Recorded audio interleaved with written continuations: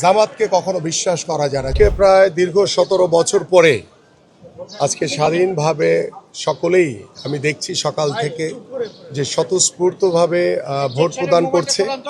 এবং ভোটারদেরও ব্যাপক উপস্থিতি আমি খেয়াল করলাম। এবং সকাল থেকে যখন 7:30 থেকে ভোট গ্রহণ শুরু হয়েছে, দু একটি কেন্দ্রে একটু দেরি হয়েছে, আধা ঘন্টা। তো আলহামদুলিল্লাহ এখন পর্যন্ত ভোট গ্রহণ সুষ্ঠুভাবে হচ্ছে এবং আমরা আশা করি দীর্ঘ 17 বছর পরে বাংলাদেশের মানুষ আজকে যে স্বাধীনভাবে তাদের যে মতামতটি প্রদান করছে, আমরা বিশ্বাস করি আমাদের এই স্বাধীন মতামতের মাধ্যমে আমরা একটি জনগণের সরকার আমরা প্রতিষ্ঠিত করতে পারব এবং সেই জনগণের সরকার প্রতিষ্ঠিতর মাধ্যমে আমরা বিশ্বাস করি যে দীর্ঘদিনের যে আমরা গণতন্ত্র পুনরুদ্ধারের জন্য যে লড়াই করেছি, দেশের জনগণের ভোটের অধিকার নিশ্চিত করার জন্য যে লড়াই করেছি, আজকে সেই দিনটি আমরা আশা করছি ইনশাল্লাহ অনেক ষড়যন্ত্রকে মোকাবেলা করে আমরা আজকে সুন্দরভাবে শেষ করতে পারবো বলে আমরা বিশ্বাস করি। আমরা জানেন সকলেই যে গতকাল রাত থেকে জামাতের বিভিন্ন কেন্দ্রে বিভিন্ন প্রার্থীদের যারা প্রতিনিধি তারা টাকা নিয়ে অনেকেই ধরা পড়েছে এবং অনেকেই জামাতের কেন্দ্র দখল করতে গিয়ে অ্যারেস্ট হয়েছে। আমার এই নির্বাচনী এলাকায় শহীদ স্মৃতিতে দুজন জামাতের শিবিরের কর্মী সহ তাদেরকে 2 বছরের সাজা দেওয়া হয়েছে এবং অস্ত্রসহ আমাদের টপ ব্লকে একজনকে অ্যারেস্ট করা হয়েছে। এভাবে জামাত বিক্ষুব্ধভাবে তারা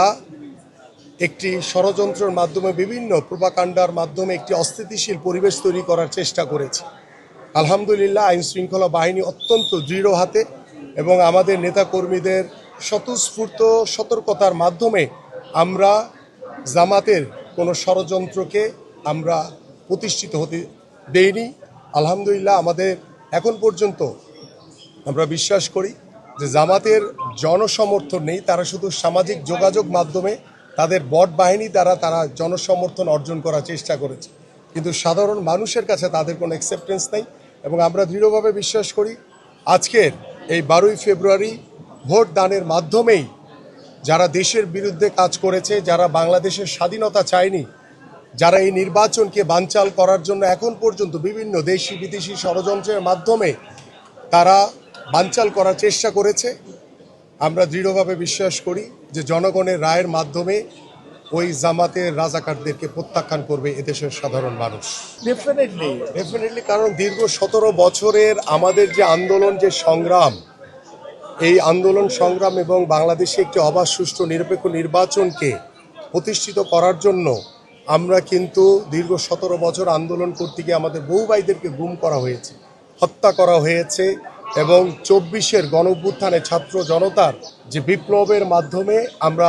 স্বৈরাচার মুক্ত একটি বাংলাদেশ পেয়েছি এবং স্বাধীন বাংলাদেশে আজকে সাধারণ মানুষ সকলেই স্বাধীন, তারা স্বতঃস্ফূর্তভাবে ভোট কেন্দ্রে এসে তারা ভোট প্রদান করছে। আমাদের যারা তরুণ ভোটার রয়েছে তাদের কাছে আহ্বান করব যে আগামীর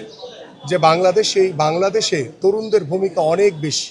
এবং আমরা তরুণদের সকল চিন্তা ভাবনাকে সর্বোচ্চ গুরুত্ব দিয়ে আমরা আগামীর বাংলাদেশ গড়তে চাই। এবং আমাদের যারা বয়োবৃদ্ধ যারা রয়েছেন, যারা দীর্ঘ 17 বছর অপেক্ষা করেছেন একটি তার স্বাধীন মতামতের জন্য, আমরা দৃঢ়ভাবে বিশ্বাস করি আমাদের সেই ময়মুরব্বীদের আজকের যে দীর্ঘ 17 বছরের যে প্রতীক্ষা সেটা অবসান হয়েছে। এবং সর্বোপরি আমরা চাই যে আজকে গতকাল রাত থেকে জামাতের যে প্রোপাগান্ডা, জামাতের যে তাণ্ডব দেখেছি আমরা এবং সারা বাংলাদেশে জামাতের টাকা সহ যেভাবে সকলকে অ্যারেস্ট করা হয়েছে, আইন শৃঙ্খলা বাহিনীকে ধন্যবাদ জানাই যারা তারা অত্যন্ত সতর্ক ছিল। আমি মনে করি যে আমাদের আজকে ভোট গ্রহণ শেষ হওয়ার পরে আমাদের ভোট গণনা শেষ হবে এবং রেজাল্ট দেওয়ার আগ পর্যন্ত আমাদের সকল আইন শৃঙ্খলা বাহিনী এবং আমাদের সকল নেতাকর্মীদেরকে আমি সতর্ক থাকার আহ্বান করব, কারণ জামাতকে কখনো বিশ্বাস করা যায় না। যারা বাংলাদেশের স্বাধীনতা চায়নি, যারা দেশের বিরুদ্ধে ছিল, তাদের উপরে দেশের দায়িত্ব কখনো দেওয়া যেতে পারে না। এবং আমরা আশা করি যে যারা ওই সামাজিক যোগাযোগ মাধ্যমে যতই অ্যাক্টিভ হোক না কেন, মানুষ সশরীরে এসে সেই জামাতকে ভোটের মাধ্যমেই প্রত্যাখ্যান করবে ইনশাআল্লাহ।